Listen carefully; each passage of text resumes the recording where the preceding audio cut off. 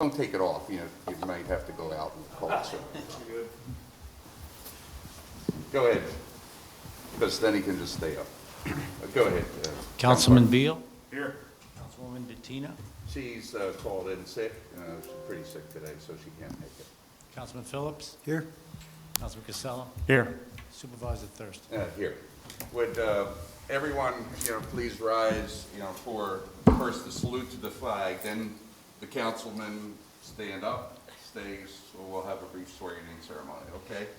I pledge allegiance to the flag of the United States of America and to the republic for which it stands, one nation, under God, indivisible, with liberty and justice for all. Everybody else may be seated. And so, Mr. Clerk, would you swear the four of us in officially? Okay. This is a group swearing in. If you could just do one at a time, that would be preferable. Okay. So I'd like to ask my father to come up here and join me. Okay. All right. Who wants to go first? Well, Bill? Sure. Jessica, can you take a picture? Yep. Thank you. I already got some over You want to come down here then? Yeah, sure. Now he's up here. Come on down here. Poor John. John needs the exercise. John, we're gonna come back up again in a second, so you're not good. Oh, no. How you doing, John? Good to see you. Good to see you. All right, so you're gonna hold this. All right, stand, yeah, stand. Yeah, keep the mask. Okay. I, William H. Beal, I, William H. Beal, do solemnly swear do solemnly swear that in accordance with the Constitution of the United States that in accordance with the Constitution of the United States, and the Constitution of the State of New York, the Constitution of the State of New York, I will faithfully exercise my duties as Councilman Ward 1 I will faithfully exercise my duties as Councilman Ward 1 to the best of my ability. to the best of my ability. So help me God. So help me God. Congratulations, man. Appreciate it. Thank you, Dad. Appreciate it. Thank you. We can do it all. Yeah, we can do it. Joe, you can do the three of us together. That's Okay. fine. All right. I state your names. I, Chris Richard Phillips.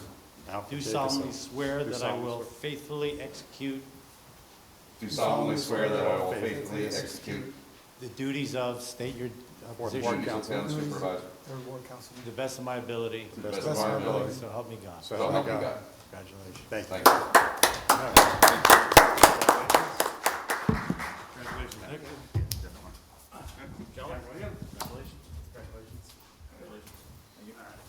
Appreciate it. Okay. Do I have a motion to adopt the agenda? So move. I'll second it. Okay, motion second, all in favor? All right. Aye. Any nays or abstentions?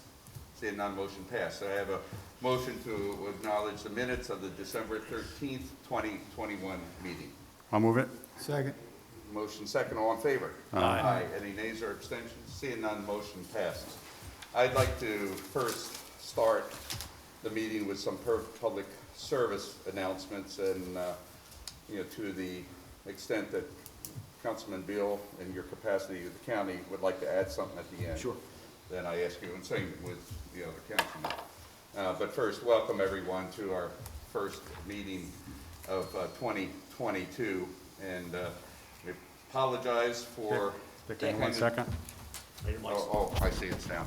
We apologize for the brevity of the inaugural ceremonies, but because of COVID, the board had decided not to have any public, services other than this one, tonight. So, we figured it's best in the public health and welfare to follow this approach. First, I'd like to mention that, during the next 15 days, we're in for one heck of a cold wave. During these 15-day period, the temperature will barely get above 32 during the day, and for the most part be in the teens or single-digit numbers. And I'd like to caution all of our residents, but certainly our elderly, our immobile, friends of those people, please look out for their health and welfare. But for all of us, the recommendations of various agencies are that one during such a drastic Arctic cold blast, we should keep our houses heated to a minimum of 65 degrees. You know, some people during other times keep it lower. Actually, I keep it 64. But during this period of extreme cold, the house will get cold very quickly. Make sure you check the location of your water shutoff valves. I had, you know, the unfortunate occasion when I first came into office that somebody did not check it, and it wasn't known, and I don't blame anybody here for that, but the water burst over in Carnwath, and poor Steve Frazier and his team had a major job because we didn't actually discover there really probably wasn't a water shutoff valve. But it teaches you, please look for that, because during the next 2 weeks, you know, we'll be facing the potential of pipes freezing depending on the age of your house and insulation value is there. Some people should remember to keep a little bit of water dripping, you know, in houses that you don't think have, you know, good and great insulation. Most important, as we've seen in the last day, make sure that your fireplaces, your furnaces, your heaters are turned off when you go to bed and out of the range of children's hands. Unfortunately, you know, we had very serious calamity happen in New York. We don't want to see anything close to that happen here. Right. And I would like to remind people that may still have Christmas trees or greenery up, take it down now, because your house is going to be extremely dry, and even spontaneous combustion could occur because the lighting cords are not the best. And so you may have some heating that you don't know is taking place.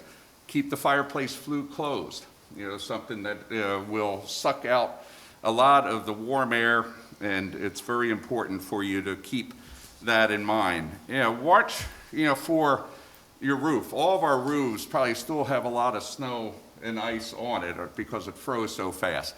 That may come down and knock off the gutter, may freeze, and so people that have issues, if you are elderly and don't know how to take care of a problem or a tree that's leaning or something, give us a call here, and we'll find a way to help you get through that. People with garages, don't leave the darn things open. Remember to close them, because they serve as an insulation barrier, to your house, and particularly where a lot of the fire doors may not be also as well insulated as your front door, your back door are. So, just double check, be cautious, because we are in for a rough spell. We will be, as we have in the past, considering keeping town hall, certainly during the daytime hours, we're open for anybody that wants to come in here for a warming center.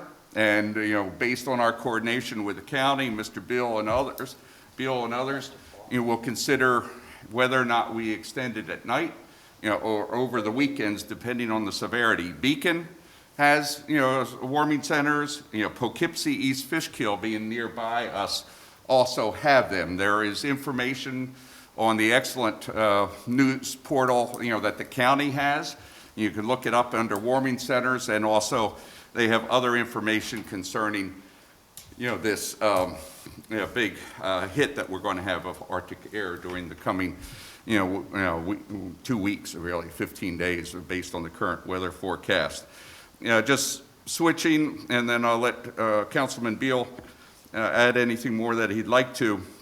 The county continues to be fully ramped up to support the continued spread of COVID.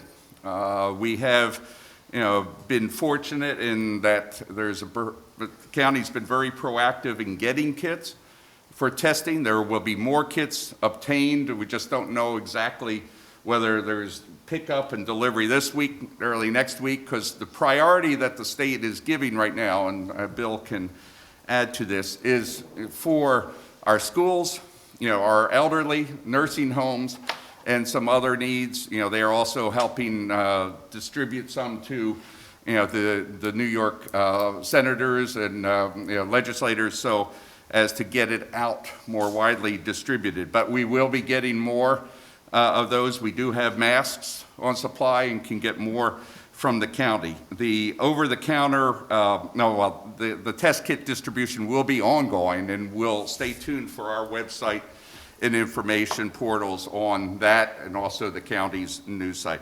JCPenney will continue its testing, and in fact, it's expanded the testing so that during the weekdays, Tuesday through Friday, I believe, Bill, based on Marcus's comments today, the hours of 1 to 7 p.m., they'll be doing it again at the former JCPenney site in the Galleria. So that will be available.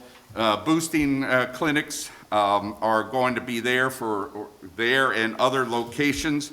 They're not at the same hours, but at the Poughkeepsie Galleria, the JCPenney site, Tuesday, January 11th, Moderna will be offered.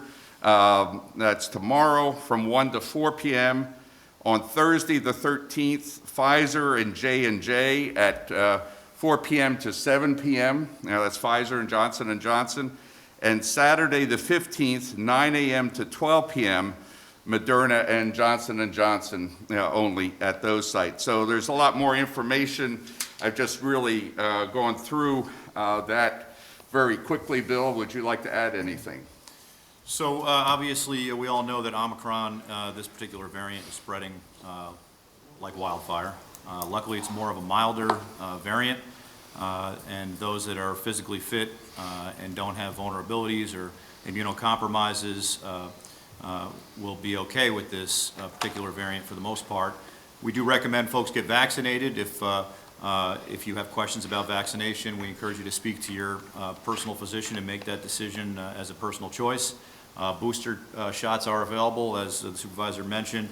The county has basically an a one-stop shop at JCPenney at this point for the purposes of booster shots on the first floor and testing on the second floor. As you can imagine, it is a little chaotic at times with the volume of individuals that are trying to get PCR tests. Right. But the vaccination, or I should say the testing site, has been increased from 4 testers to 10, which has improved the wait times. Relative to the over-the-counter kits that are being pushed out, that's being done in an effort for folks to recognize that they have COVID before continuing to spread it. We understand that much of this spread is asymptomatic spread, which is occurring prior to anyone knowing they have COVID. These kits are out there for individuals to take the test and see if they are positive. We encourage folks to use the kits after they become symptomatic, or else we're going to be going through a lot more kits. The number of kits so far we've distributed from the county to municipalities, about 25,000. I got to give a shout out to the town of Wappinger for developing a system to get those kits distributed very quickly and efficiently. I was here for a portion of one of the distributions and saw a very orderly process by which people would go through the main door and then come through here and go out that door, which worked very well. There was virtually no turnaround time here. As soon as the town received the kits from the county, they were moving them out the door. The next round of kits is expected, as the supervisor said, at some point this week. I'm seeing right now, in my latest information, Wednesday or Thursday. When they arrive at my office, our goal is to turn them around within 24 hours. That has not been announced publicly yet because we don't want to guarantee availability until the stock arrives, but we are optimally hoping that we're going to have these things in hand by Friday to the municipalities, but again, I don't have them yet. The schools have received about 50,000 kits so far. That's been, I should say, less the order I have waiting for tomorrow morning's pickup. So 38,000 in the first run, and then I have 17,800, I think, sitting right now, ready to roll out tomorrow morning to the schools. So this stuff comes in from the state. It's turned around very quickly. And it's a priority to get these in the hands of residents and students. So again, we have to get through the next 4 weeks. This thing is going to peak. We're at about 8,300 cases right now. I think we'll be over 10,000 cases at some point. But there's no reason for folks to panic. This particular variant, we're managing this variant, okay? We're not seeing the significant hospitalization rates that we saw previously. Everyone knows someone that has had Omicron at this point, and for the most part, we've all been fortunate to witness someone be able to get through it. It just takes time, right? That said, we continue on here. We're taking all the precautions. Unfortunately, this board had to decide not to do a large inauguration service. We had pretty brief conversation about this. We all agreed that it wasn't the right time to do it. Some municipalities went ahead and did it. Our decision was, let's not do it. This room, we pack our inaugurations, right? So it wouldn't have been a good thing. But I think in the spring, perhaps we can have some sort of a ceremonial event to commemorate our terms, right? So we want to make sure that we're leading here in the town of Wappinger with best practices. That said, as the supervisor mentioned, this state, this country suffered a major tragedy. It may not have gotten as much coverage as it should have. This fire in the Bronx is being called the worst fire in modern times in New York City. Right. You're talking 17 now. It was 19, yeah. But it is 17 fatalities in a multi-dwelling with 44 injured and 13 critical injuries. Many of these are children. Fires happen every day, but not fires like this. Between this situation and the situation that happened in Philadelphia a week ago with 13 fatalities, let this serve as a reminder to us that we must make sure our smoke detectors are working. We must make sure that we have an exit strategy with our family. And we must make sure, if possible, when we're exiting a building, especially a multi-dwelling, we're shutting the door. It's very important, especially in apartment buildings, that you shut that door. And your fire door in the garage, too. That's correct, if you have that. Shutting that door in an apartment building, that main door can make a big difference, believe it or not. So our thoughts and prayers are with not only the victims and their families, but those that gave all to try to save these victims. Thank you. Thank you, Bill. Councilman Casella or Phillips, you'd like to say anything? I would just, as you had said earlier, with the freeze coming on for the next few weeks, we just pray that everybody stays safe. And like you said, reach out to the town hall if you have a problem. Al? Yeah, so I was at the last couple of events where we handed out the kits. It went very, very smoothly. The first one, we handed out about 450 kits. Second one was roughly 750 kits. It was a great team effort. We got people in and out. I think people were very pleased with that. A couple issues out in the parking lot, but with the help of Todd and Maria in the audience, we were able to go ahead and get that taken care of very smoothly. Again, it went a very smooth process. One of the things we're looking to do, though, is we're looking to see if we can have the kits passed out at nighttime. So we've had the 2 that we've passed out already during the day. We've had a number of folks say, hey, can you help us out at nighttime? So I think in the next one that we schedule, we're going to go out there and try to do something later in the evening so that those that work during the day have an opportunity to come in and get the kits. But I think that went very, very well. And I do appreciate, again, the support from the team here that actually helped us pass out the kits. So I know, Bill, you were here. Like I said, I was here for about 4 hours. Joe Paloni was here, Maria in the back. So again, thank you for everything that you did. But again, it was a very, very smooth process, and I think that most people were very happy with the way the kits were handed out. Again, new ones expected to come in hopefully end of this week, early next week. So we'll try to make sure that we get folks at the end of the day, they'd be able to get that. I hope that we're going to get a few more masks too as well, because people have been asking for those as well, the KN95. So again, we want to do that. But again, thanks for the team here in the town hall that really did a great job helping us distribute those kits. Thank you. Okay, thanks. Thanks, everyone. We'll move on to our public hearing section of the meeting.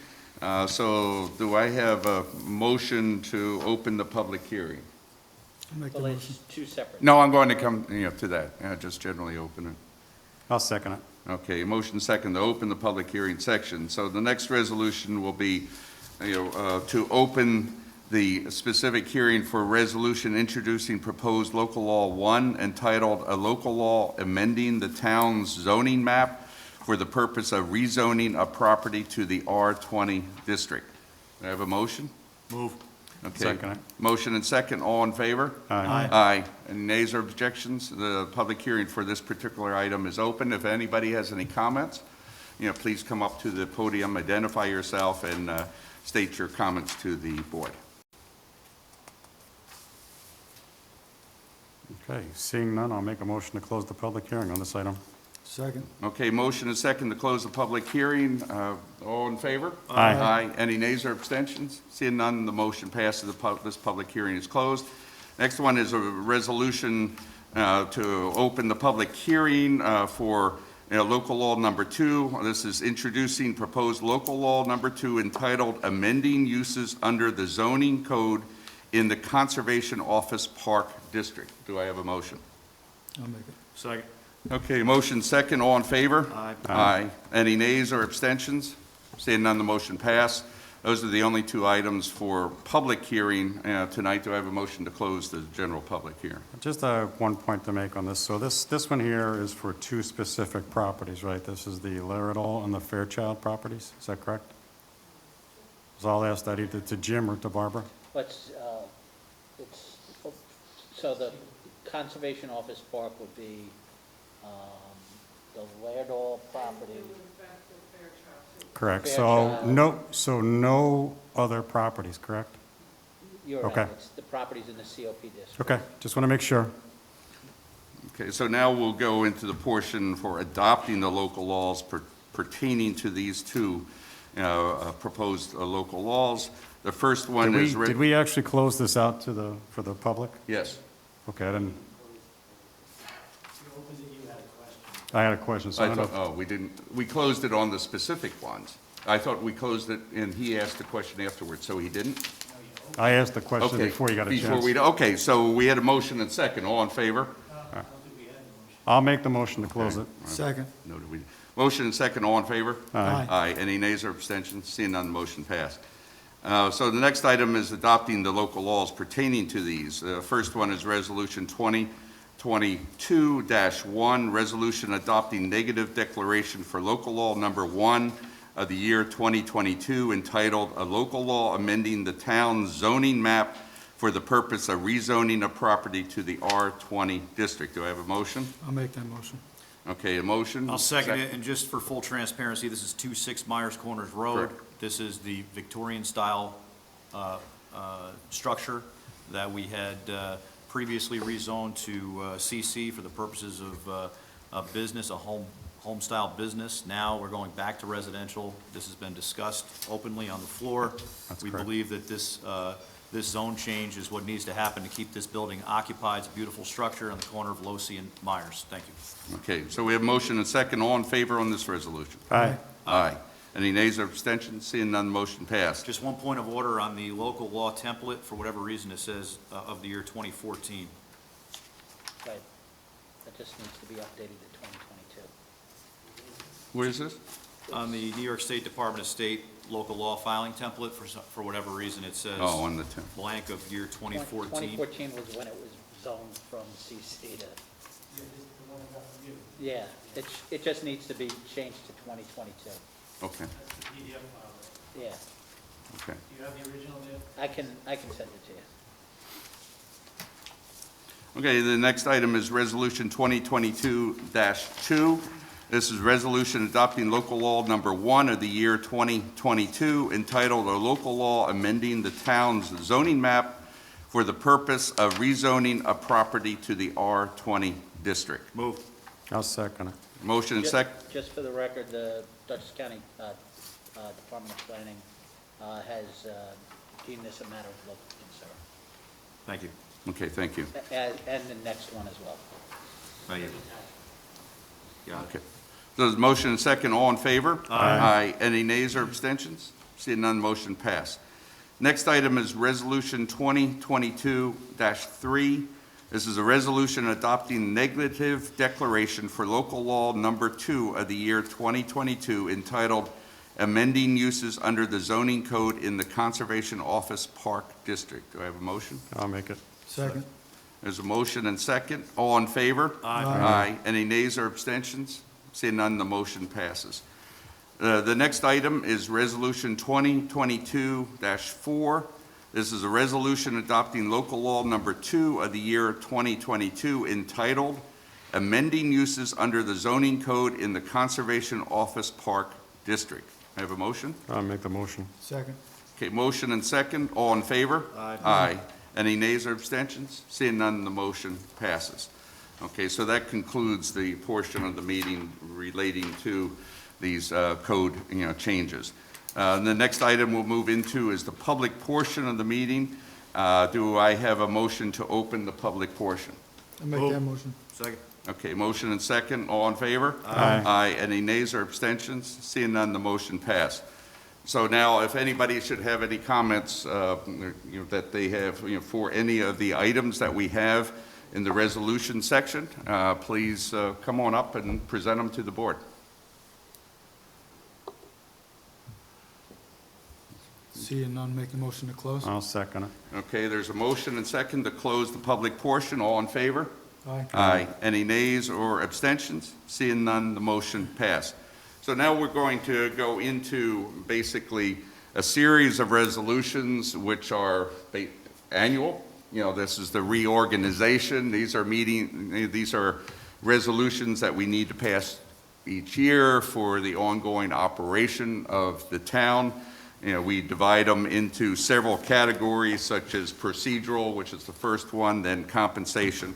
So we'll start off with the resolutions under the procedural heading, and the first one is Resolution 2022-5. This is a resolution establishing the amount of undertakings to be furnished by officers, clerks, and employees. This is a standard has not been changed from what we've had in the past as far as levels of authorization. Move. Second. Okay, there's motion and second. All in favor? Aye. Aye. Any nays or abstentions? Seeing none, the motion passes. The next resolution is 2022-6, resolution designating the various banks as the official depositories of the town of Wappinger. Frederick, are these banks the same list as we've had in the past? Are there any new ones or deletions? No new ones. Okay. So I do have a comment I want to make on this, because one of the things it says here, and where it says, further be resolved, that we don't want any more than $5 million in one bank. I don't know if we've taken a look at that, but that's something I've asked for in the past. I think we have a lot more than that in JP Morgan Chase. Frederick, I don't know if you can comment on that, but we should seriously look at, from an FDIC perspective, making sure that we're insured in case we have, more than $5 million in the bank, in any particular bank. Yeah, so what you're saying is correct. What we do have is adequate collateral. New York State wants us to have adequate collateral for the amount of money that we have in each bank.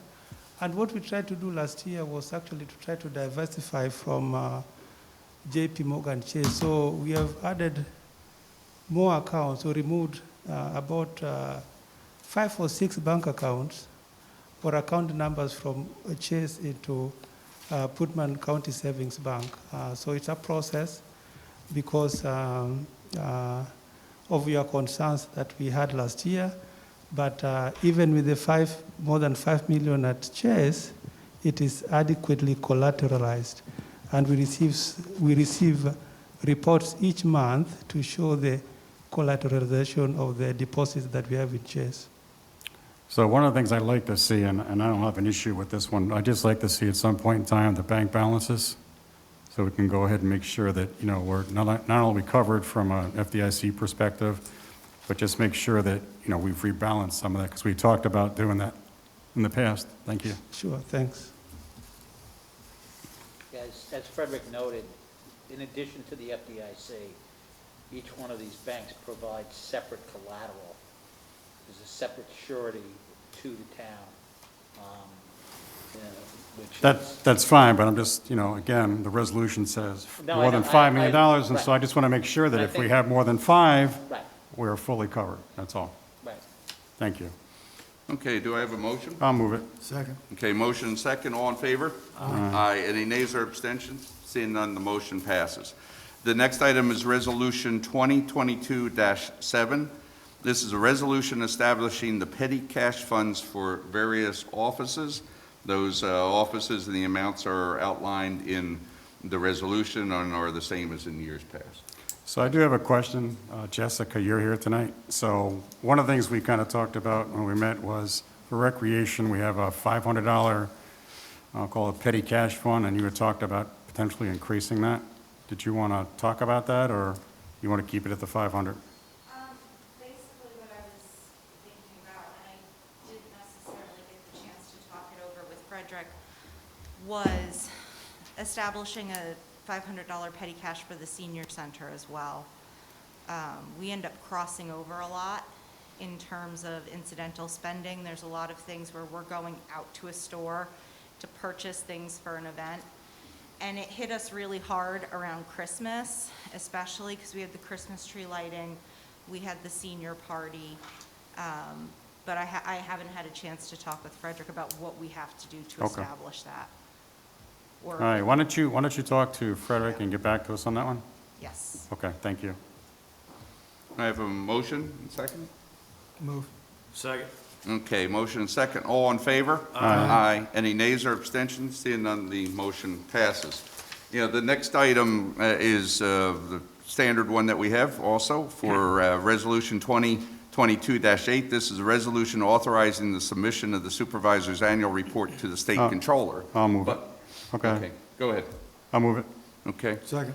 okay. Just on the question, in my agenda, there's zero text underneath Yeah, the. that's what I was going to mention. Go ahead. There's zero text. That's the, yeah, And- I'm not sure what happened with, but that basically, what the resolution says is, under the statute, the supervisor's supposed to provide a report at the end of January Right. regarding the prior fiscal year, and this resolution authorizes the supervisor with the assistance of the controller to waive that requirement in lieu of the annual update document, which the controller's office. And it's no change from the prior year, correct? From Right, we've 20 been Right. doing it for Yep. decades.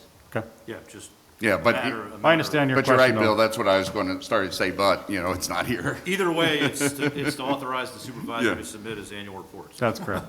Right, it uses, the odd statement stands in the place of that report. Okay, I have a motion and a second. We had a motion and a second. I was the motion and Chris was the second. Okay, motion and second, all in favor? Aye. Any nays or abstentions? Seeing none, motion passes. The next item is Resolution 2022-9, resolution designating the official newspaper for the town of Wappinger. And actually, in this particular situation, we have two newspapers that we designate, Southern Dutchess News and the Poughkeepsie Journal. Do I have a motion? Move. Second. Okay, motion and second, all in favor? Aye. Aye. Any nays or abstentions? Seeing none, the motion passes. Next item is Resolution 2022-10, resolution authorizing the use of a mechanical check signing device. Move. Second. Okay, motion and second, all in favor? Aye. Aye. Any nays or abstentions? Seeing none, the motion passes. The next item is Resolution 2022-11. This is a resolution designating the time and place for holding town board meetings for the calendar year 2022. Please pay attention, each board member, to the specific dates. Yep. If you've read it already, these are ones that I, picked out, based on previous years, including last year at approximately the same time. And you'll note that the months of July, August, November, and December have only one meeting. Correct. I'll move it. Second. Okay, motion and second, all in favor? Aye. Aye. Any nays or abstentions? Seeing none, the motion passes. And the next item is Resolution 2022-12, a resolution authorizing attendance at the 2022 Association of Towns Annual Meeting. I have not received any information yet as to what they're really planning. Joe, have you? No, so we're still waiting to see if it's live, or last year it was digital. So this I was on their website today, okay. and they had a handout for virtual sponsor, or, sponsors for virtual, Here we go. so. It's still on. It's still on, yes. Right, I So- suspect it will be virtual, That was painful last year. Yeah, it was. Did Anyway, you sit through those? yeah. yeah, no, I think we all did, more or less. But, so the purpose of this, for those that may not be familiar with it, is to authorize a number of town officials and, supervisor-level staff to attend. And so the town pays for the attendance fee. If it's a live meeting, then it pays other per diem and hotel expenses and so forth. If it's not a live meeting, then we don't have to worry about that additional expense. So do I have a resolution? And also, we'll be having, in here, if you'll see, there's a certificate of designation. I I saw that. Oh, Well, you know, you guys can get out if you want, but I thought I'd Hold give on, you let me- the honor. let me just do this, Yeah. because he's not backing out now. I'm gonna make the motion, I'm gonna move, because if this thing's virtual, you're sitting online for this vote. I'm moving the resolution that authorizes attendance at the 2022 Association of Towns Annual Meeting, whether it be live or Right. virtual, and that the voting delegate be Councilman Phillips and the alternate be Councilman Casella. Now, if we approve this vote right now, you guys are stuck. I second it. I second it. Wait a minute, wait, it's 2-2 here, it's 2-2, hang on. It's in your court now, my friend. Motion and second. All in favor? Aye. Aye. Any nays or abstentions? Seeing none. Oh, one? Is that a nay or abstention? That's fine. So unanimous vote for the clerk? We all had to do it at one time, but Yes. it was in person. Hey, no backing out, you got 3 days worth of that. No, I did it 2 years ago. He did, yeah, he did it Yes. 2 years ago. Should do it again. No. Okay, you know, the next item is resolution number 2022-13. This is a resolution acknowledging the appointment of the deputy town supervisor of the town of Wappinger, and I've designated William Beal, to I be have a that. question on this one. Since he voted for Chris and I to be the alternate delegate, I don't know if I can approve this or not. Before we have further discussion, I would like to very much thank Kevin for serving as the town deputy supervisor over the last 1.5 terms. And Kevin's not getting out of this. We'll have a resolution probably next time where I want to have Kevin appointed as the chairman of the Veterans Committee. And so we'll discuss that next time, but Kevin's already working, and when we come to other business, Kevin can introduce, you know, some of what he's talking about. But I really do want to thank you, Kevin, and you know, he's really been loyal, dedicated to all that we're trying to do, and I expect a lot more out of him. But also thanks to Bill, thanks to everybody, but certainly Bill for being there and taking a lot of grief, you know, on various things. And so I've asked Bill to step in to be the deputy for the next year until the next appointment's up, and, you know, we'll come to it at that point. So do I have a motion? I'll make the motion, but I just want to make a couple of Yeah, comments please. before I do. So first of all, let me thank Kevin for doing a great job as the deputy supervisor. We appreciate everything here. But let me comment on Bill. Bill is our senior member here. He's got more knowledge than, well, everybody here. He's been here for, what, about 30 years now? And he's got a lot of knowledge, and I think he's going to make a great deputy supervisor, you know, if he has to step in for the supervisor. But Bill's very knowledgeable. He's on top of a lot of things going on, not only with the county, but town board, and through so many of the different budgets and everything else. He's got a wealth of knowledge, a wealth of experience.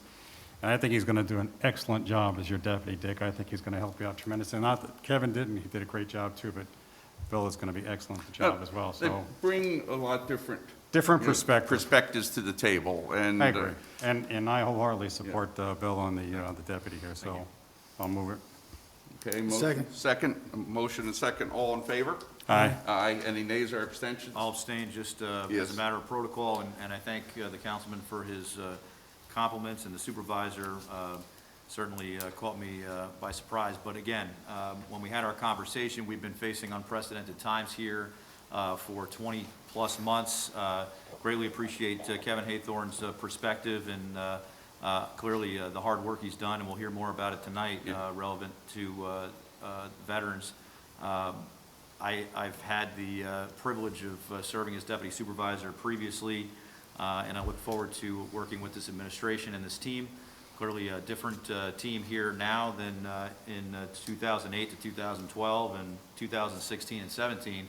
And I have to tell you, I've said this to the supervisor on multiple occasions. I'm proud, and you all should be proud to be part of this team up here. We are certainly doing our best to lead the way in many aspects, and this pandemic is no different. I think we're doing everything we possibly can to not only maintain the fiscal stability of this town, but the health and safety of this Right. town. So I thank you again. You're and greatly welcome. appreciate it. And I'd like to add that, you know, and Councilman Casella, you know, made a number of good points, but one of the really great strengths among many, but that bill brings is really with respect to public health and safety. And, I have, and the board has placed a top priority in the coming year to further expanding what we're doing in this area, and particularly our town, safety plan, our whole way that we handle emergencies is going to be further looked at. I think, 2010 was the last time, and Bill's going to be taking on that along with the rest of us, but certainly in his area of expertise is, so that we've learned a lot, and particularly with Bill serving at the county level, a tremendous amount of working together to help keep us out in the lead, and I truly believe we've been there. So I do look forward to it. Question is, Jim, does the councilman need to be sworn in as deputy supervisor, or is there a requirement for deputy? That was ceremonial. I signed the sheet, which indicates, Okay. the sheet indicates So councilman. we don't have to do a formal, anything. Okay, very good. No, and let me just say also, I appreciate the board yielding to me, allowing my father to hold the Bible. My father was former county legislator, and believe it or not, all the times that I've stood here and gotten sworn in, I've never had an opportunity to have my father stand No problem. at my side, and, specifically my father. So this presented a unique opportunity, and I greatly appreciate you guys. No, allowing me. absolutely You're very no much problem. welcome. Thank You're you. very welcome. I wish my father was still alive to do a similar thing, so Thank you're very welcome. So I know you abstained. Did we actually, I guess, have a final vote, right? Yes. So Yes. it's passed, okay. Very good, thanks again. The next item is where we get into what we call compensation resolutions. This is keyed into Joe's database. The first one is Resolution 2022-14. This is a resolution establishing the paid holidays, for the town staff. I've had, and Jim and I have been back and forth, and I think with the councilman too. Jim, what is the legal requirement with respect to Juneteenth? Since federal and state law have designated it, what are Well, I we mean, required to do? We don't have a requirement to close on, state or federal holidays. The board has the option of opening.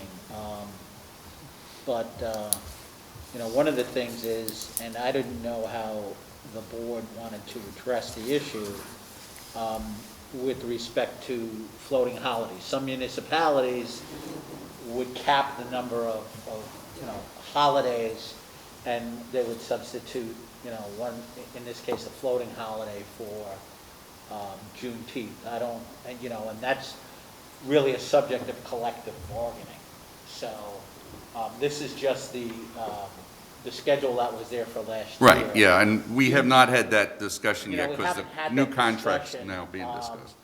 And again, I think, So we can we can pass, certainly table we- this resolution and, or we can pass it for Yes, and these then- dates because we do have a holiday coming up on the Yep, 17th. yep. And then we can come back to Correct. this issue, which is what I recommend we do. yeah, I mean, That's that's fine. the other option. Right? Certainly. We're noting in the Whatever. record, Joe, that we will come back to further discuss Juneteenth at some other point in time. Should we perhaps not approve the floating holidays yet until we know what's going on with Juneteenth? Or, Well, that's an idea. Certainly, I think that's a good point. Why don't we do that? traditionally, the floating holidays. Because it's not toward the end of the year, right? Right, According to yeah, the we schedule. have time. I mean, each union chooses a floating holiday based on the total number of vacations Right. allotted. If we were to add another vacation day, then theoretically, you'd have to take one away, because budgetarily, you would have to. Right, yeah, because we're budgeted under the budget that's been approved for a certain number of days. So why don't we take that approach, amend this so that the town and highway floating holidays are removed, for now, and we don't cover Juneteenth at this point in time. But with the full intention, and again, not out of any disrespect, I think we all believe that what is recognized by Juneteenth is important, but Of course. we need to come back to this. I mean, you ultimately could, if you're telling me that we are not required to close on a holiday that the state designates a holiday, right? It's not a federal holiday, right? It is a federal. It is. It is, I think, a federal holiday. Yeah, is. it was signed by I Obama. mean, we're not obligated to close on any, All right, well, so. we want to do what's right, so I think at this particular moment, we would not approve the floating holidays pending the decision of each union on if they want to recognize Juneteenth, correct? Yeah, I mean, the other option is the board could get, grant both, but that would. I think we have to look at the budget before we do that, though. A budget, and we have to negotiate, So I'll move at this point, we approve the resolution with the exception of the floating holidays pending further discussion within collective bargaining. And just for the record, Juneteenth, which is typically June 19th, June 19th falls on a Sunday. Right. So it'll be the So Monday. New York So it's Monday. observes it on the Monday, Yeah. which would be June 20th. Correct. I'll second it.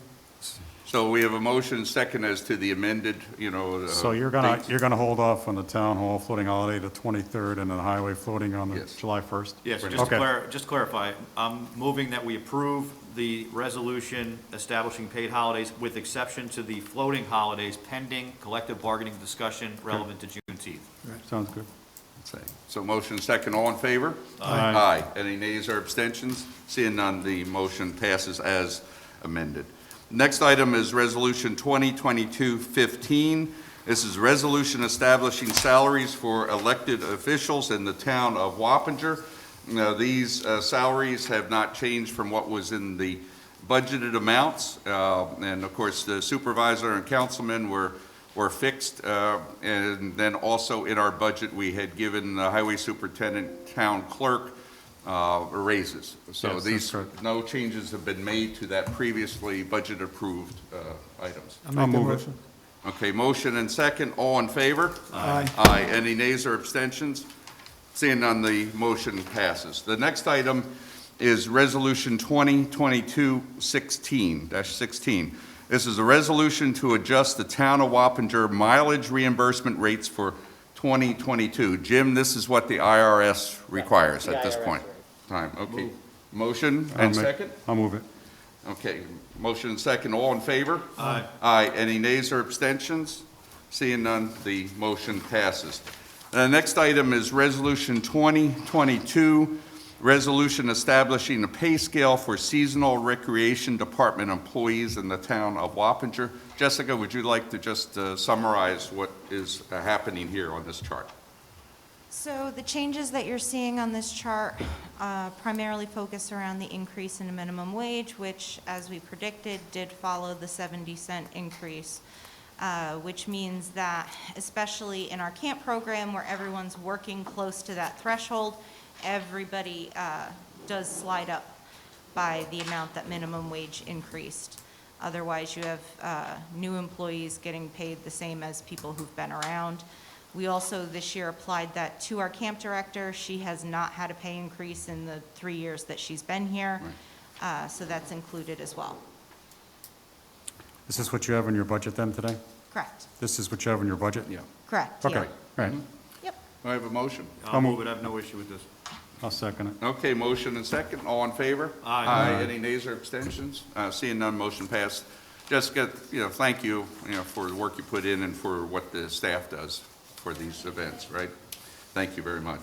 And the next item is Resolution 2022-18. This is a resolution establishing remuneration for water meter readers in the town of Wappinger. We have had some discussion and communication with Jim where there's a slight increase, correct, in this, Jim, or? So, so in the second paragraph, last year it was $13 an hour. It's $13.20 is the minimum wage, so it should be $13.20. Instead of the 13. Now, Yeah. if the board wants to increase it from that, but the minimum wage is $13.20 an hour. And there's no change in the annual rate for the $1.40 for the manual and $75 for the radio read? Year over year, Jim? Yeah, no, I mean, again, those positions are subject to minimum wage. So, we'd have to do a calculation as to whether or not those effectively compensate the person who's doing the job at minimum wage. And, we understand that it has, but I don't think we've ever done an actual calculation to see if that's the case. And when it comes to water meter readers and maintenance and repair, basically what this covers would be very general, changes, adjustments to the meters. If there is major problems, then it is scrapped.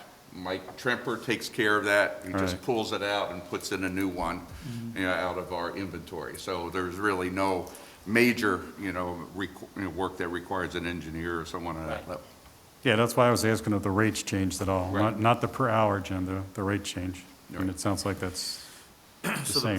the per hour is based on maintenance, is that correct? The $13? Right. So that's- 1320. The 1320 is what it should read. It's All a right, typo okay, here. that's what I thought. Yep. Okay, so we have to amend it, I guess, or is it? All right. So I'll make a motion that we approve, we update the rate on here to reflect $13.20 versus $13, which is the minimum wage on this one. I'll second. Okay, motion and second. All in favor? Aye. Aye. Any nays or abstentions? Seeing none, the motion passes. The next item is Resolution 2022-19. This is a resolution authorizing a memorandum of agreement with Teamsters Union Local 445 for deputy zoning administrator compensation. We've had, discussions in the past, but Barbara, if you'd just like to briefly, mention this.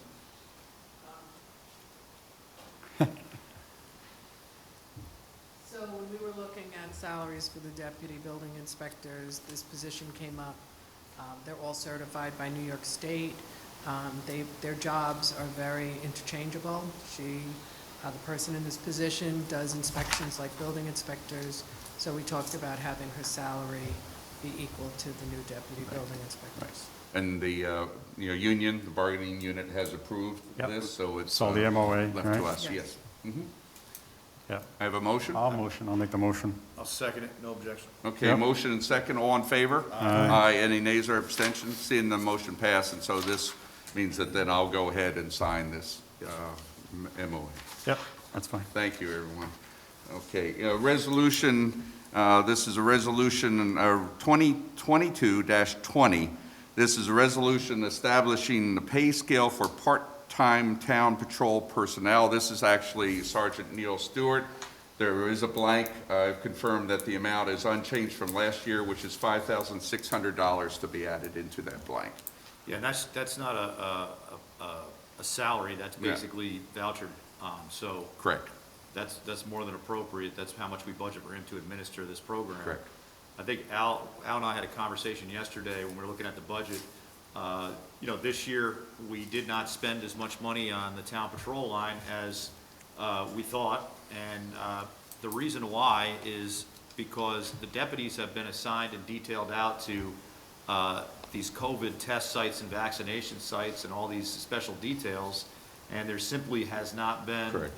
the flexibility and the ability to staff Right. as many town patrols as we would want. Right. We hope in 2022, we can upstaff a little bit, improve the police presence in the town, visibility, right? Councilman, did you want to expand upon that at all? Yeah, so I'll say something, because actually it's Councilman Phillips as well who was involved in this particular one. But one of the things we were looking to do is that we were probably spending about a third of what we thought we were going to spend on this. So what we like to do is if there's an opportunity to get additional patrols out there and stay within the budget, I think that's something we want to take a look at. And as a matter of fact, Councilman Phillips here, and I don't want to take your thunder away, but he's actually talked to Sergeant Stewart to put a proposal together that would see, is there any more patrols we can put out there and still stay within our budget. So we're waiting to get that from Sergeant Stewart, which I think is a great idea because, we've had a lot of incidents out there and the team has done an excellent job from the sheriff's perspective, so, and our perspective as well. So we want to make sure, again, we're out there patrolling. I just had an incident over where I live, over on Royal Ridge. We had a bunch of signs that were spray painted over there. I do want to thank Mike Sheehan and his team for going out there and actually removing the red spray paint, so great job they were able to do that. But again, more people out there, from the sheriff's organization, that'll help us out. Again, there's, things are much better, but we want to make sure they stay that way. And if there's an opportunity to add a little bit more of, coverage, I think that's what we want to go ahead and do. Yeah, I think, what I've discussed with Sergeant Stewart is in fact a third patrol. And that's, in fact, had discussed it with Sheriff Butch Anderson before he passed away, and Kirk Imperati is also in favor of that. But to your point, Bill, it's been difficult to get on special events, just like the COVID mass distribution, additional sheriff's deputies. So we ended up having to, as Al mentioned, Todd Bowen helping to direct the traffic that day. So it has been a real issue. And I know Sergeant Stewart actually on the first distribution, he himself, personally, came to help manage that traffic Right. flow. Yeah, I saw that. And actually at some personal, sacrifice because of some other issues that he had discussed with me. So their service is above and beyond. They've helped protect other facilities in the town. And so I look forward to their, proposal, for sure. And during Community Day, Jessica and I had a similar challenge with staffing sheriff's patrols. I mean, it is what it is. They're spread pretty thin right now. Add COVID to the mix right now, there's staffing challenges even more. Sure. One thing we should remind residents that are listening or watching this, that you should be sure to remove the car keys from your car and lock your doors in your driveway. We have not seen this in the town of Wappinger yet, but in the town of Poughkeepsie, in the city of Poughkeepsie, there have been a significant number of larcenies of vehicles, well, mainly from the same person, but it can happen. So we want to remind folks to remove valuables from your cars, lock your cars, even in your driveway, because there has been a trend in other towns. And for those of you with garage door openers, don't keep it in your car in the driveway. Well, That's been a problem in another town And make sure nearby. that the car is locked too. yeah, lock your car. Yeah, right. Okay, do I have a motion? I'll make the motion. Second. Okay, motion and second, all in favor? Aye. Any nays or abstentions? Seeing none, the motion passed. The next item is Resolution 2022-21. This is a resolution establishing wages for various employees of the town of Wappinger not covered under union contract. These are items that we've discussed and approved before, according to the budget, ranging from court officials to my executive, secretary and other of our, supervisor level, as mentioned in this resolution. So I'd like to table this one, and the reason I want to do it, there's two changes that have to be made. I think if we discuss it in executive session, then we can come out and make the changes on two of the items on this. Okay, do we have a motion to table? I'll make the motion. Second. Okay, motion second, all in favor? Aye. Aye. Any nays, abstentions? Seeing none, the motion passes. So tabled. Okay. The next item is part of what we call the internal appointments. This is Resolution 2022-22.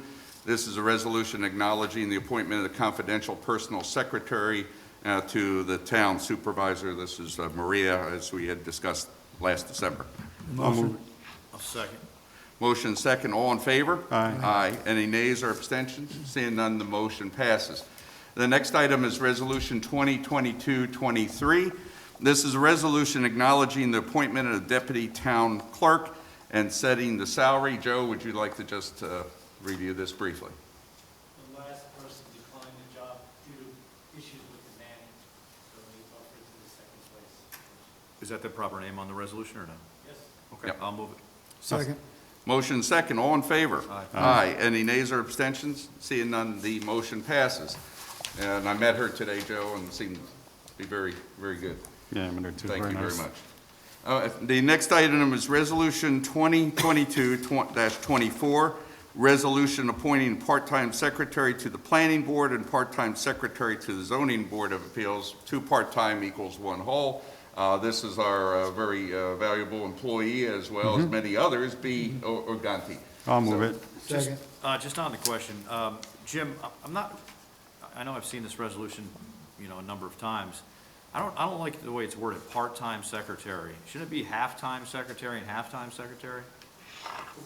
It implies that, it almost is written in a way that implies that it's not a full-time benefit package. That's why I Yeah, mentioned no. full-time Yeah, in yeah, my I know. comment. I mean, I'm bothered by it, too. I don't want B to feel as though she's not No, 100%. Yeah, no, I'd have to go back. Well, let me- The reason why it was worded this way back in the day was because we were basically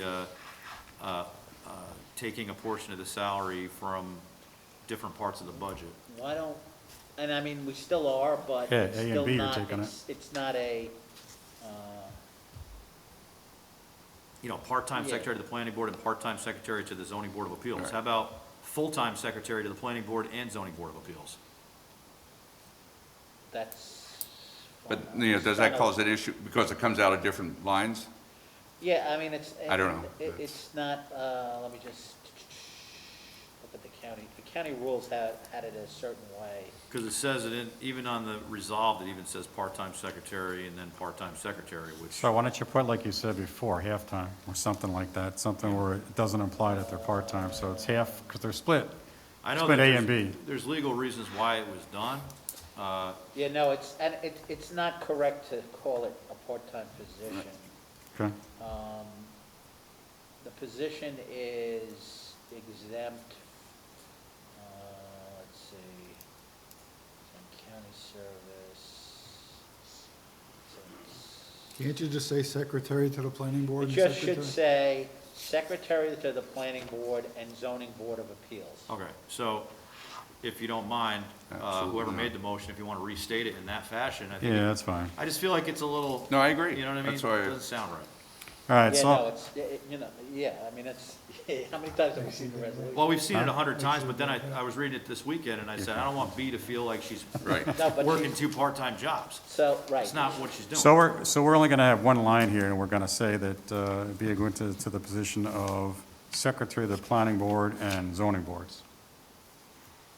It's the correct way? Secretary, the civil service title is secretary to planning board and zoning board of appeals, where the two positions are combined. Yeah. Okay, so I'll make that a motion, first of all, to amend the wording. So we're going to do two motions here? One's good enough, and I may also make a motion to go ahead and approve B. All right, Okay, I'll second it. motion second, all in favor? Aye. Aye, any nays or abstentions? Seeing none, the motion passed.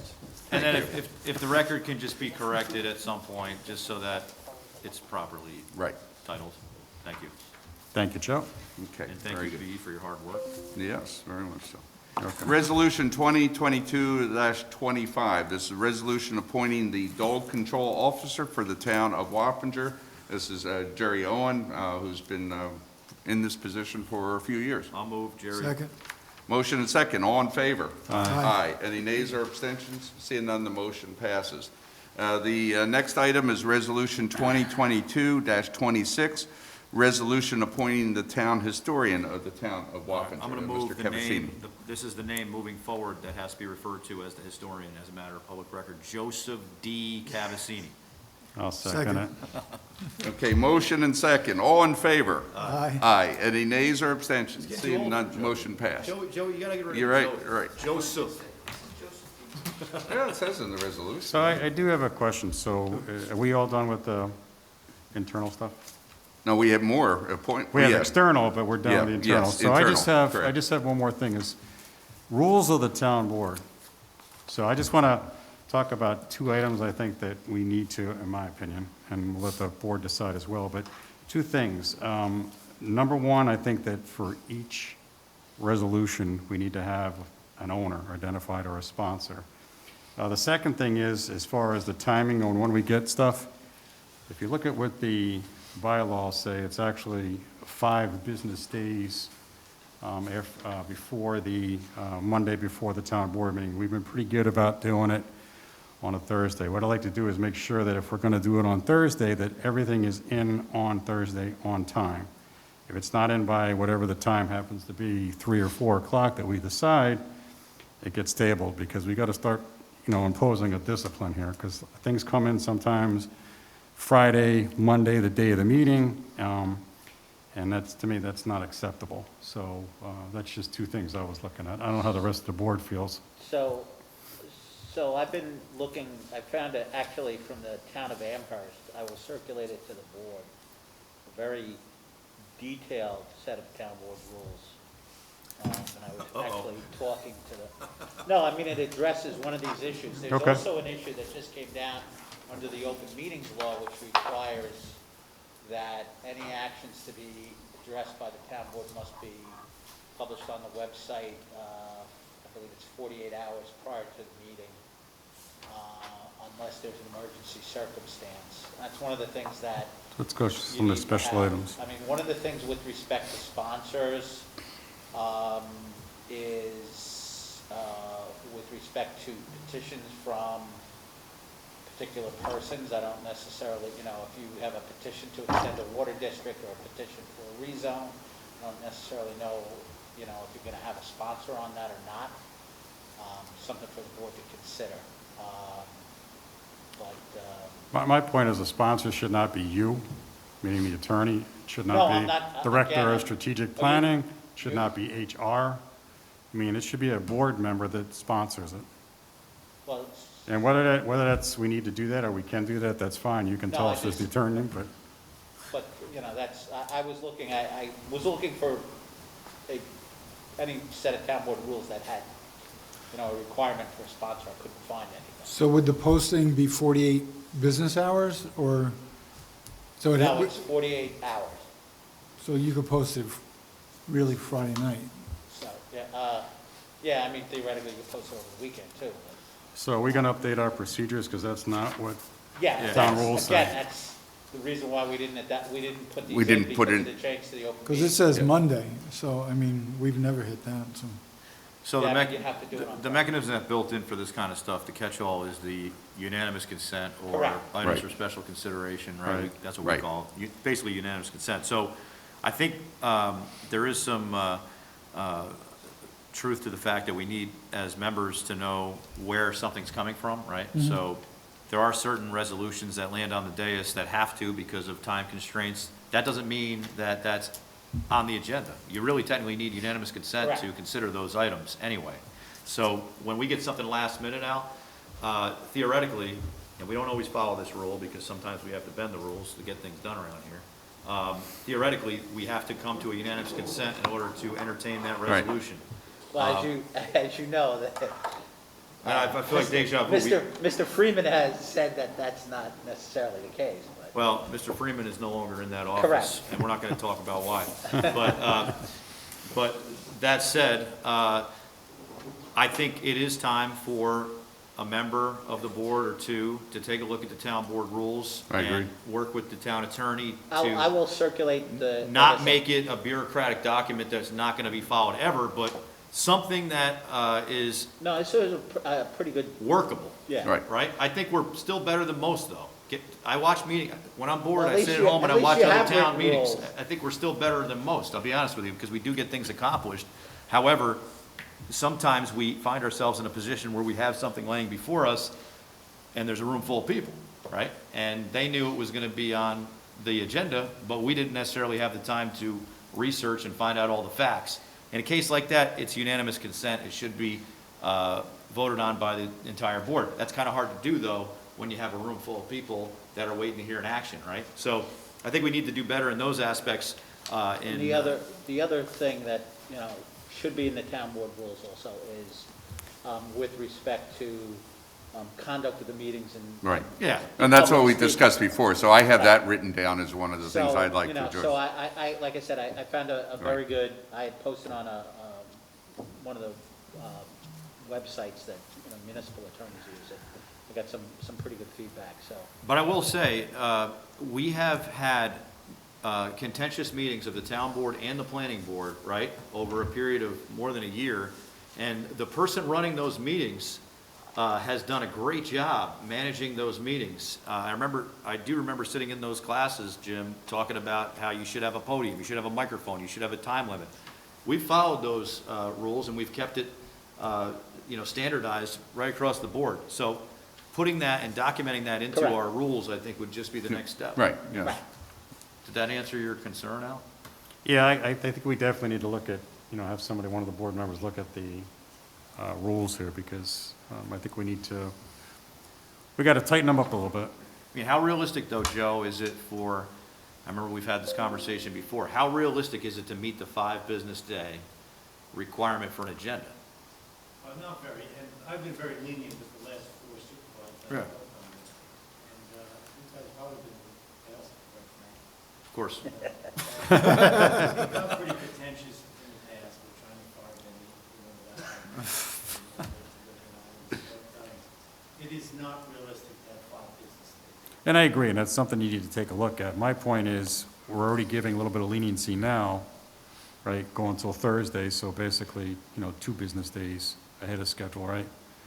And I'm okay with doing that, but I just want to make sure that, again, all the documentation in order to satisfy what you need, not only to get us the information, but for us to be able to review the information, Yeah. we have time to do it, because I'll tell you what, if I get something on a Monday at 5 o'clock, and I've got stuff 5 o'clock, it's tough to go out there and review stuff and try to make a call on it. Yeah, It's your, as Bill said, it's your prerogative to say, look, I don't have enough time. Yeah. You need unanimous vote to put this on the agenda. Right. right. And that's- No, but a lot of times it's a resolution out there, the resolution's out there, the backup documentation is not there, Right, right. right? That's where the Yeah. issue is, so it's on the agenda. But you Problem can is- pull it, because when we're voting to approve the agenda, that's unanimous, you can decide Okay, not to approve it, then we Yeah. don't have unanimous. Yeah, any member can table. Okay. I mean, all right. Right. The table takes precedent. yeah, yeah, Right. table takes Hey, precedent. I'm trying to help you out too, because I know you get stuff last minute too, so, After 8 years, I'm getting pretty good at it. all right. Okay. He can say no, he's good at that. It's the glasses, I think. I think that's right. Very good. Okay, anything else?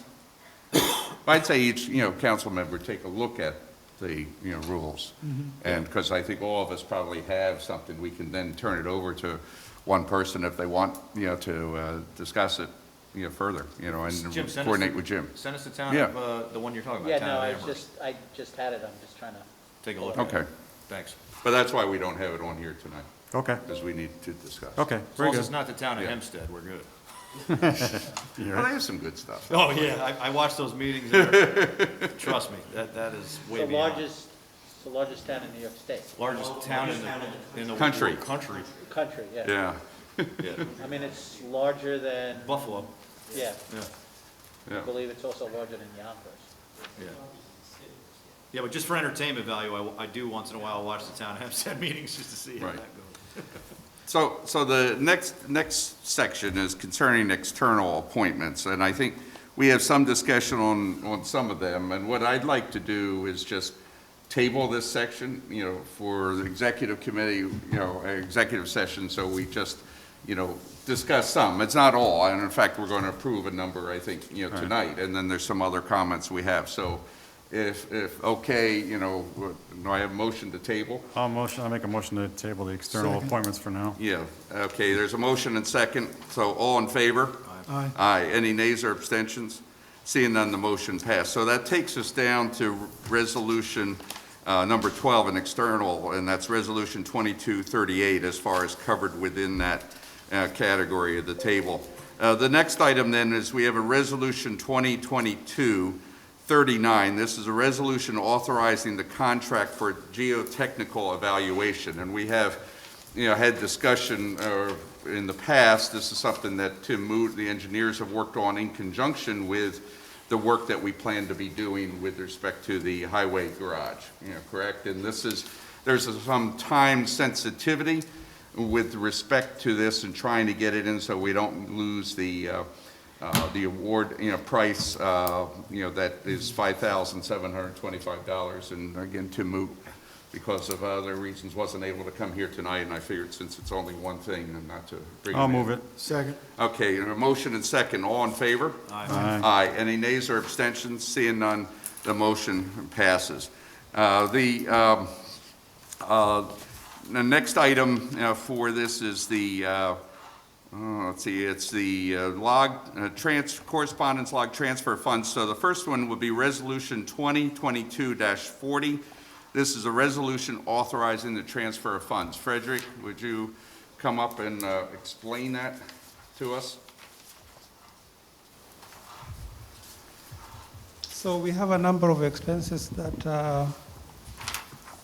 we have received bills for after our last meeting, and as we had agreed that anytime we have a situation where we have reached our budget and we don't have money, departmental heads have to come before you to try to request for additional monies to be transferred to those budget lines.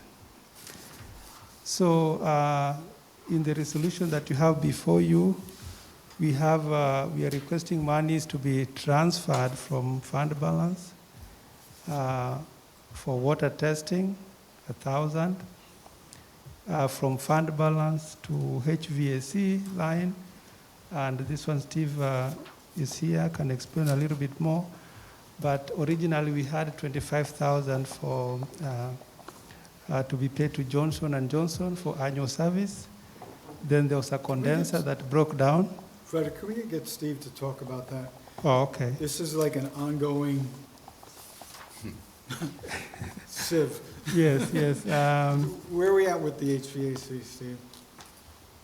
I know it's Well, constant. and add the boiler, if you would, please. Yes. Well, I don't have good news right now. I didn't think you did, actually. The system. Well, what's going to be important. Well, it's partially Is it good. working tomorrow morning when it goes down to 10 degrees? Right now, we have heat in all the buildings. The new system that we installed next door to replace the one that failed is up and operating. I haven't had a single complaint about that system since it went online. The HVAC system here, we've turned over to Johnson Controls, and we haven't had any major issues. There's been a couple times where it's gotten warm and the people in the offices have turned their thermostats down and then not turned them back up, and we ended up with some cold rooms. But we do have some boiler issues. In fact, I sent the supervisor a message earlier this week. Yeah. I would like to look into doing water treatment both here and next door. High mineral content is really doing some damage to the heating equipment and the water fixtures here in both buildings. It's well water, it's treated for bacteria, but not for any mineral content.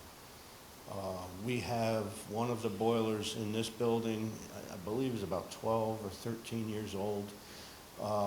The boiler section rotted out from inside and is going to need to be replaced.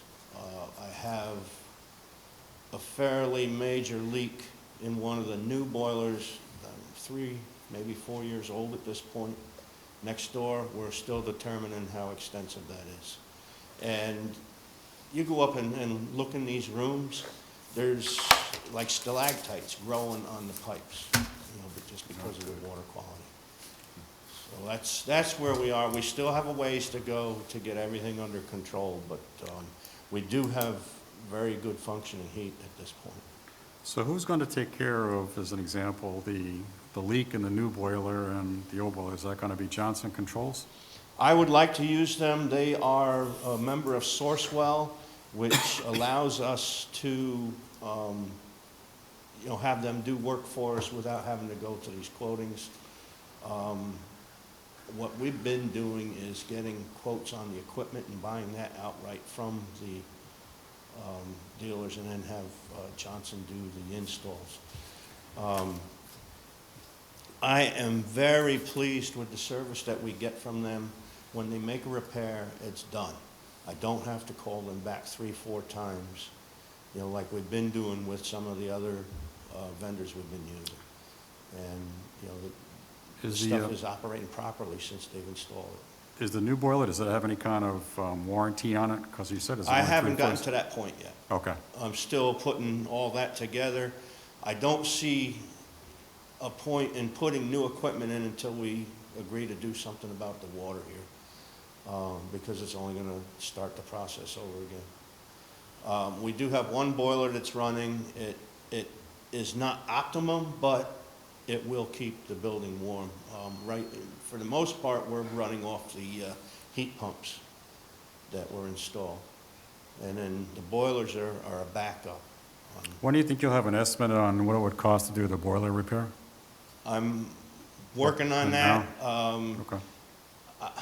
I'm gonna have it as soon as possible. I've been working on it for several weeks, but this COVID thing has gone through their company too, and we're having a lot of problems with that. I just want to make sure that town hall and everybody has heat, so I don't want it to all of a sudden Right. something Yeah, go Steve, wrong and. when we don't, and where things have broken down, including, last week, Steve has been very responsive, so has CPL. They've sent down Bob Travis, and they've gotten on it right away to understand. But it certainly is an issue, and the combination of the boiler's age for this building, as well as the water treatment issue, which Steve has talked about. Okay. And both CPL and Steve and Johnson Control are all in agreement with that. We just need to get the more detail. Steve, did we ever look at that water treatment issue in the past?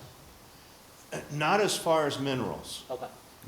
There has been ongoing, we're required to have water Yeah, treatment right. here for bacteria Sure. because we're a public building.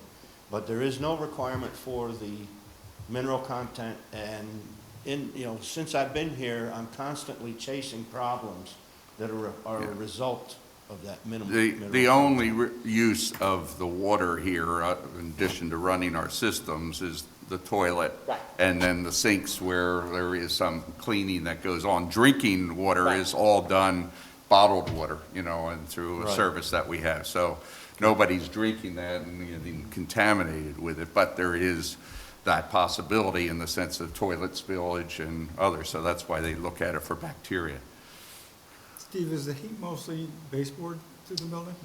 Well, currently, the majority of the heat is coming from the heat pumps, which is, in the individual offices, they're what they call cassettes. Right, right. In the ceiling, individual heat exchangers for each office. For this room and I believe the courtroom, the larger rooms, there's a air handler upstairs with a heat exchanger in it that goes through the heat pumps. And that's where our heat's coming from, in this room right now. Then the baseboards, heat pumps aren't efficient when it gets very cold. Right. So the baseboards then are supposed to kick in and take up the makeup Yeah. after. And for those of us on the west wing, it gets pretty cold. And so when that baseboard doesn't work, we're freezing. How about the emergency services facility? Do we have that under control at this point? Yes, that system has been replaced, and like I said, there has not been a single complaint about heat over there, with the exception of the garage. Yeah. And that's a result of the boiler I mentioned. Okay. We're working on getting that taken care of. Thank you. Just waiting on parts for that at this point. But, yeah, these were unforeseen costs, and I am working on getting you pricing that we can go over in detail. Okay. As well as working with the engineers and developing a water treatment plan. Okay. I'll just mention, the B0915 landfill expenses, that's our annual fee that is charged with respect to the landfill that is to the north of the airport, us and Poughkeepsie and the village, so we have a regular meeting, which really is nothing. They continue to monitor, which goes well, but this is the fee that's split between the several of our communities for ongoing maintenance, monitoring, cutting the grass. Frederick, just one last question for you. For the HVAC, which is the biggest ticket item on here, is that for this building, or is it for next door emergency services? So that was for the next building. So initially, we had a budget of $25,000 for Johnson annual service, and then there was $17,000 for a condenser that broke down in that building. And then because the heat wasn't coming out, there was some rentals of the heating system that we paid about $42,000. And then there's something that broke down there too. So in total on that line, we have ended up with about $110,000 on the HVAC line. And I came before you at the last meeting, we moved some money, but these two additional bills came in, and that's why we need this $44,000. So whatever Steve is talking about, the boiler, It's above and that will beyond be what Steve was new talking for about. 2022, and you only have 25,000 on the line, which is for the annual service. So he's going to be coming to request for more money once you get his estimates. Look for 2 more furnaces. Steve, did you want to say something real quick? Yeah, something I didn't mention earlier. When the system failed next door, it was during the heat wave in the summer, and we had to put temporary equipment in there. So a large portion of this expenditure was to, A, bring the stuff in and get it set up to tie into the existing system, and then there was a rental fee for the duration until the new system went online. So, a part of the process that didn't get mentioned was the expense for that.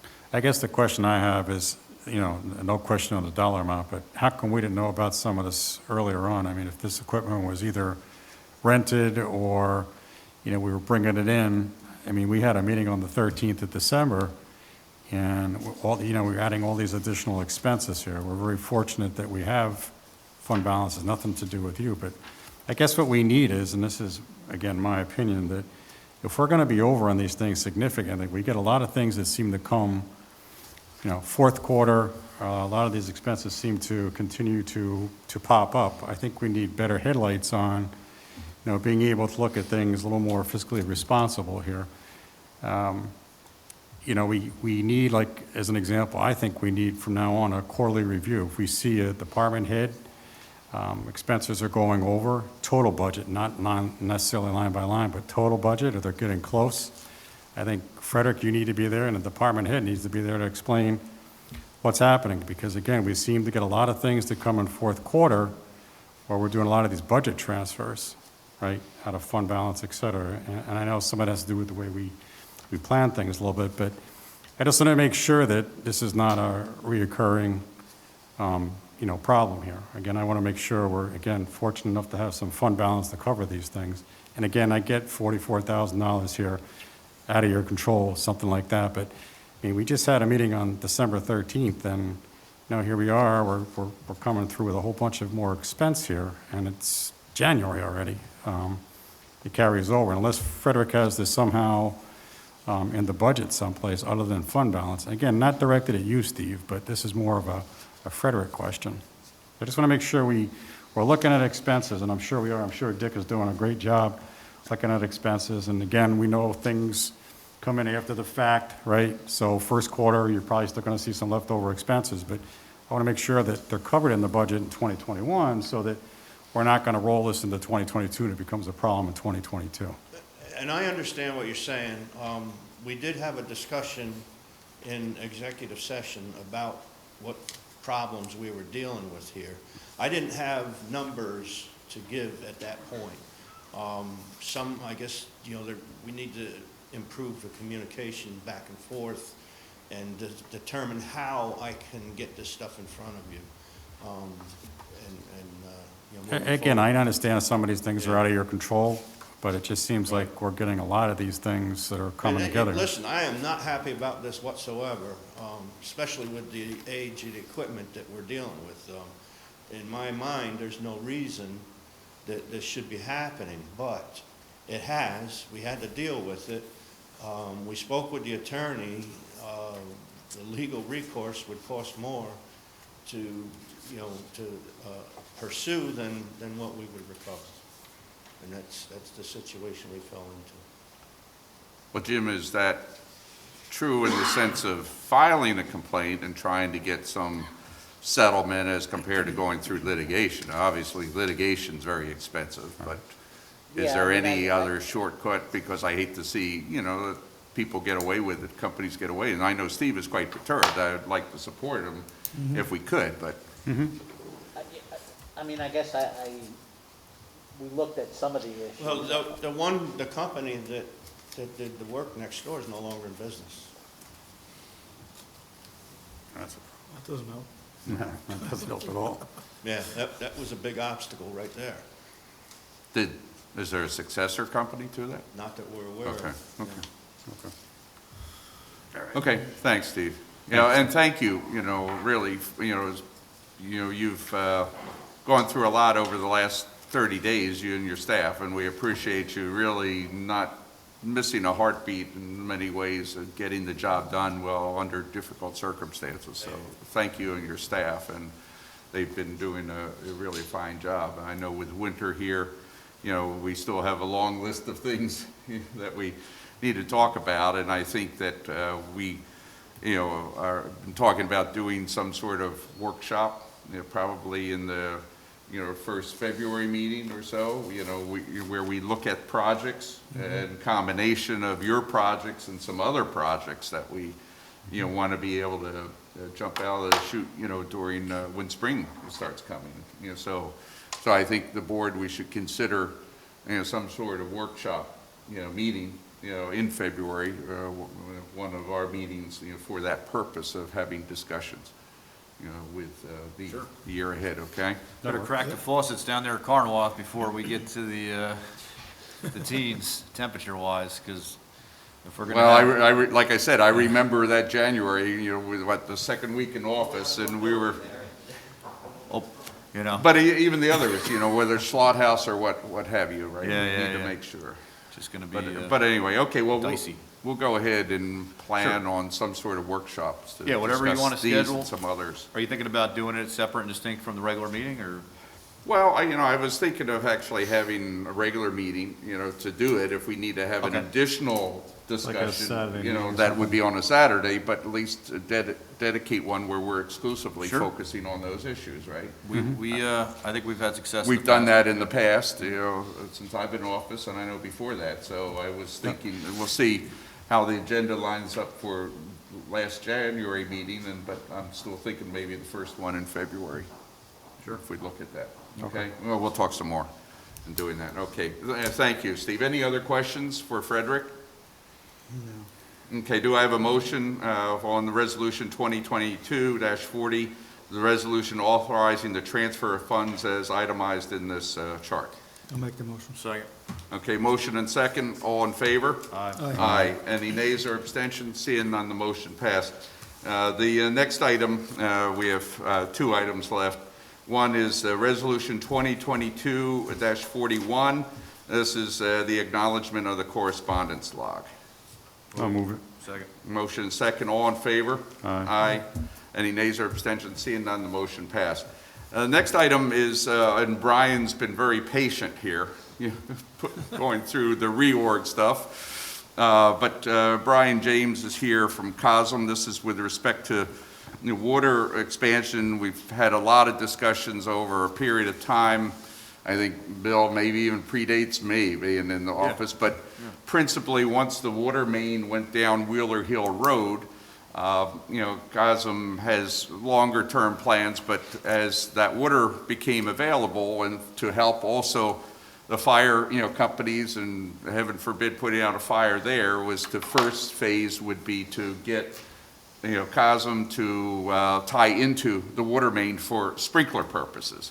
And now, they've gone through the paperwork. I'll let Jim and Barbara talk about it. But Brian, why don't you introduce yourself to the board? I think most of us all know you. We all know you. And thanks again for the excellent job done for our bonfires. That was great, I think that COSM, offered that, participated, let you and others, do it, and it was a tremendous success, which we want you to plan for years to come. We'll keep it up. Yeah, well, thank you all. I have to say, I have a 6 and an 8-year-old at home, and this is the best town to have children in. The work that you all do is so amazing, and I've been here for 13 years. I was new in town, and I've just seen the evolution of this town hall and how organized and sharp it's become. So thank you all for your work. We've built a 12,000 square foot exhibition hall on our property, renovated an old carriage house, turned it into a exhibition hall for religious artwork, multi-denominational, Christian, Hindu, Buddhist. It's a very famous collection of artwork. We have a well-driven property, and the sprinkler system has a much higher demand than our wells can provide, so the alternative would be to put a holding tank in and a pump, which is very costly and fickle in my opinion, or tie into the water main. I'm also very concerned, there's been tons of well failures all around us, from tall trees to Chelsea Ridge, so we have elaborate plans to do domestic in the future, but initially we need a connection for our new building. Everything has pretty much been inspected at this point. Our sprinkler supply is the last piece of the puzzle, and I think the nearest hydrant to the interior of the property is about 2,000 feet away. Right.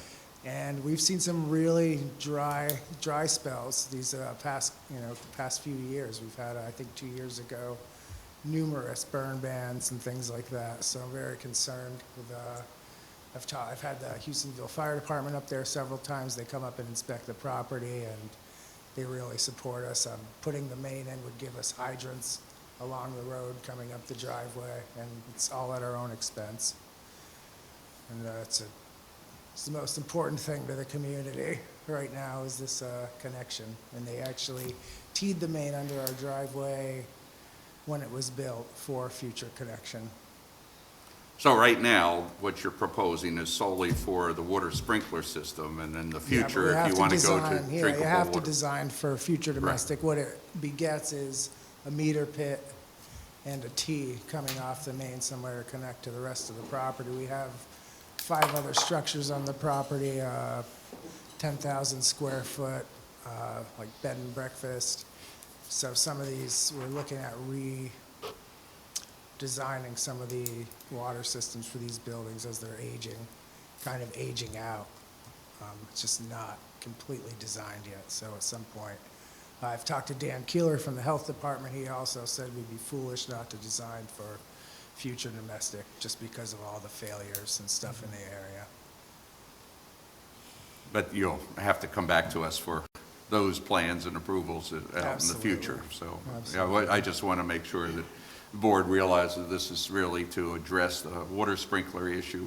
And we really appreciate it. I think Bill can certainly speak, but it really helps make that property more treatable in the event of some sort of, particularly in the woods, as we know also the dryness, of the season back there, knowing it, because of used to live there. So, Jim, you've reviewed documents. Yes, please so summarize. we are in the process of, and, to the point, originally there was a discussion about just doing a tenancy agreement for water service for purposes of just the sprinklers, but, after some discussion, with the health, as the health department said, Dan Keeler said, and, Right. Internally, I think we thought procedurally the thing to do is just to expand the district to serve the property. It's, directly abutting the tall trees. Right. Which was, extended into the United Wappinger Water District as soon as we were able to because of the water supply issue. So it makes a lot of sense, and if we extend the district to serve this property, it was contemplated at the time the mains were built to serve the property. It makes a lot of sense. It's a little bit challenging for purposes of the benefit assessment roles. We forwarded some of the hydrant data regarding the pressures, which Joe Berger had. So we have the petition. We're just waiting on, Joe Berger is their engineer, is working on the map planning report. The one thing we also need to finish the map planning report out is to get some information from the assessor regarding what the benefit assessment rate would be for this parcel. Once we have that in place, we can, the town board can accept the map planning report and schedule a public hearing. Typically, nobody, the applicant will speak and nobody else will probably at this point in time. So when can we expect that to be in? Because I'd like to get this moving. Is it something that we can then have formal documentation and review on the 24th? I would hope so. Based on what Joe Berger had said to me, I believe the last piece he was looking for was some pressure information regarding the hydrants, which Camo had sent over at the end of last week. And we'll work with that, and I'll get some numbers from Christian Okay, so I'd like to strongly encourage you, to do it so we can put it on the agenda and then get the public hearing, assuming the board will agree with this at that point, but at least we discuss it. Yeah. But, I thought it was important to have this preview and the opportunity to get from Brian if there's any questions. But I've reviewed it and, talked with him, and Barbara as well has been involved. If anyone would like a tour of the property of the building, I'd be happy to give Well, it to you. I was going to say that last, is that actually, a soft tour, what he's created, and he's done all the work, largely. Brian's been phenomenal in what he's done, but I thought that might be a nice thing to see, and so then we have a reference point also going out in the future as you look at further things that you'll expand. Yeah, it's no longer, there used to be dirt roads, unlit roads, Councilman Peel can remember, and we've really And you have a evolved nice as a parking lot, facility. everything. It's taken a long time and a lot of money, Right. but I spend all of our money in the local economy.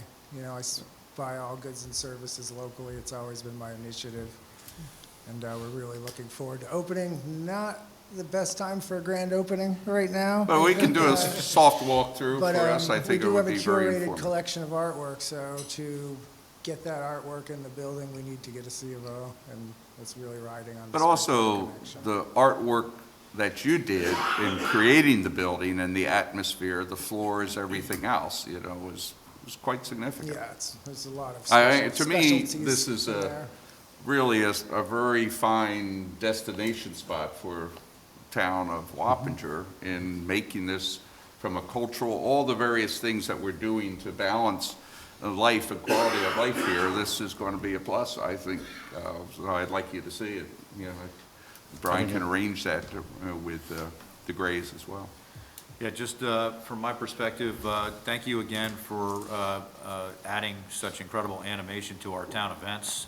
Unfortunately, I couldn't make, it was funny, I couldn't make the one event, I don't remember which one it was, but my wife sent me a video of my son, and, in the background, there was all sorts of flames and everything, and she's like, "Is this safe?" I think I was doing a gig someplace. "Is this safe?" And I said, "Well, is Howie Prager there?" Yeah. I said, "It's safe." Plus Good. 10 other And firefighters. it's all good. I said, that's what they do. And really, that, in my opinion, took these events to the next level. I mean, people in other towns were talking about this, and then it hit social media. People were just like, "This is crazy, this is great." So thank you for going above and beyond for that. Now, on the COSM side, I know from Assistant Chief Rogers and Chief Derrick at the fire department, they've been in communication with you for a number of issues, and you have been beyond receptive and helpful to accommodate public safety. This, in my opinion, this extension of this water at this point, which has taken a lot of time to get to this point, because those of us that have been here since the initial discussion about the water, it seems like, well, in one aspect, it seems like a long time, but, I remember they kept saying 2021, and it was 10 or 12 years prior. I said, "That's 21, where am I going to be then?" Well, here I am. It's 22, so now finally that water, we have the volume and ability to entertain these types of expansions, and this is a destination, right? Yep. Just like these other projects that we've seen come to our town, such as Adams and Tractor Supply, these are destinations. People are driving to these places for, whether it be a retail purpose or whether it be for your exhibitions and events that you have there. So how can we make these locations safer for our residents and visitors? This is one way.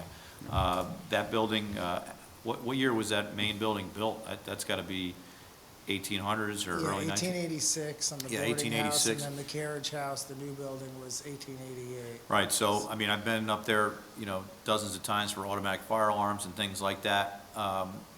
Old construction and new construction can benefit from this project, and ultimately, it's going to make it safer for those that work there and visit there. So, looking forward to taking the next steps on this. And then the supervisor mentioned to me earlier that, and I'm sure you've discussed this with the chief officers, fire hydrant placement on the way up. I'm sure you can have that conversation with our chief officers to make sure that the placement is optimal.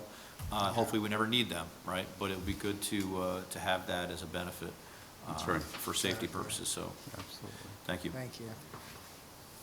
Thanks. So we're going to work our best to get it on the agenda for the I'll make sure 24th. everything happens on my end. Okay? Thank you Okay. all. Thank you, Brian. Thank you. Thank you Thanks, so Brian. much. Thank you. Appreciate it very much. I have one other thing I'd like to mention under kind of new business. And here, I'll hand this to you. Bill's aware, I think, but what's happened is that the county, and through the state as well, has been working with making our school bus program, the Wappinger Central School District, Arlington, and so forth, much more safe. You know, in the town of Wappinger alone, there is over 700 violations, you know, on a regular basis where cars ignore the stop arm on the school buses and drive around, which threatens the life of our young children. So what has happened and what Dutchess County has done is work with this organization, and this is really a summary sheet for you. You know, there's no action that we need to take, but I want you to know, and the residents to know, that, you know, all of the 245 school buses in our school district are now equipped with cameras, an extensive amount of outfitting of cameras that will monitor the violators that go around past the buses, don't stop. And this is a program that actually I've had discussions with Bill O'Neill on.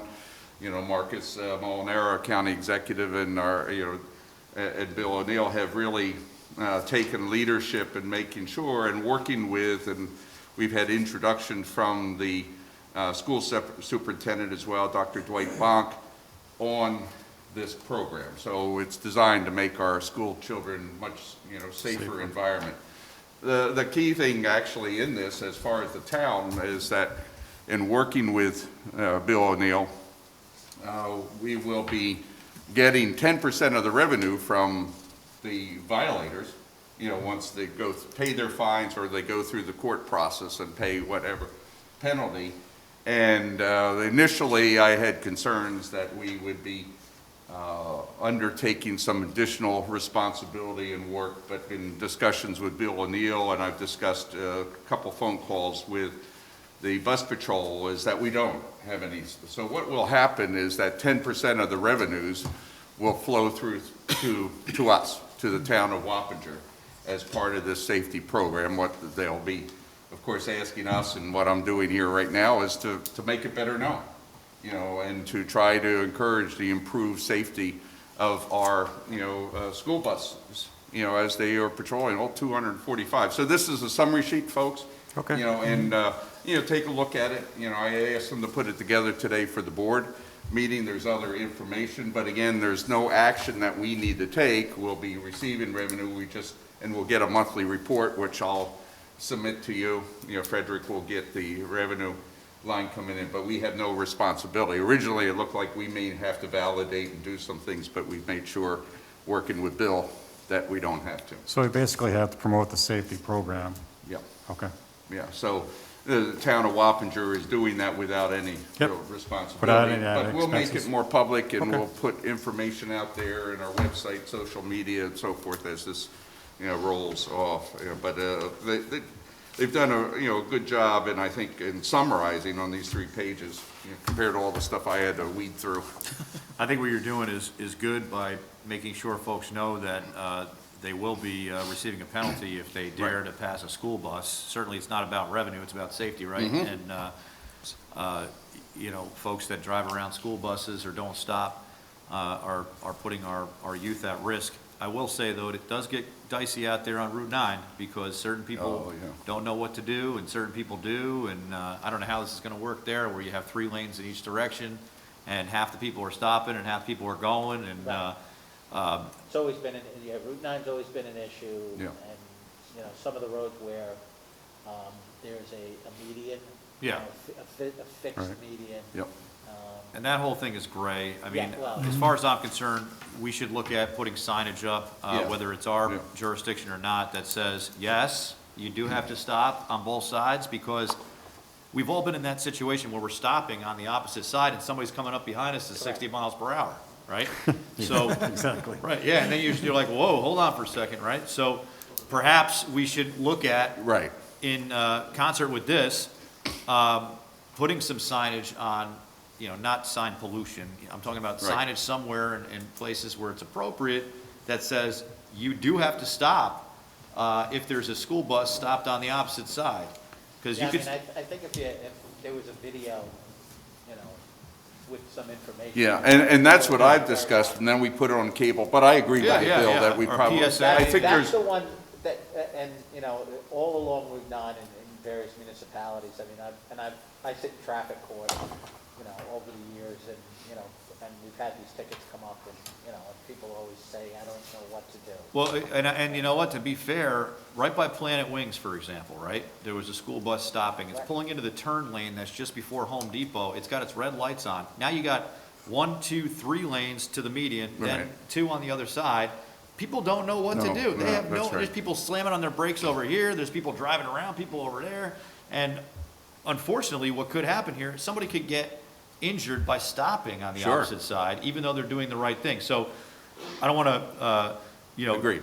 discuss too much here because there's not really a straightforward solution, but I think we need to put our heads together. Yep. How can we better educate the public on what they should be doing? Yep. Because if everybody knows what they should be doing, everybody will stop. right, yeah, and that's why I wanted to raise it. We Yeah, got no, this good. summary just this afternoon, so then we can Do have the some other schools have dialogue. signs and things they're going to be putting up too as well, or to help, promote this? Not necessarily promote it, saying, hey, we're promoting it, but, hey, this is going to be a stop zone here, this is where we stop every day.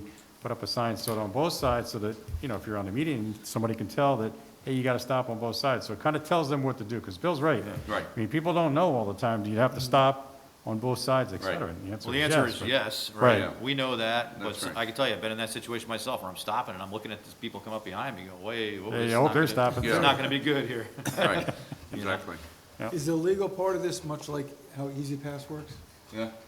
The legal part of? Yeah, Much like the and Easy for, Pass but for program? people that are going to object to it, then they have to come to our court system. Okay. Yep. Right. So what the revenue stream is that happens, and the county gets a percentage, the town gets a smaller percentage, and the state and bus patrol get it, is it's based on what is actually paid in, to Right, the it's the system. registered owner that gets the Right, fine. that's So correct. My understanding is a still shot of the violation gets mailed to the person, and there you are, sitting there. Right. So what are you gonna say? No, I didn't? Yeah, exactly. I mean, it could be interesting on Route 9 if we have like 27 violations Well, each time a bus stops.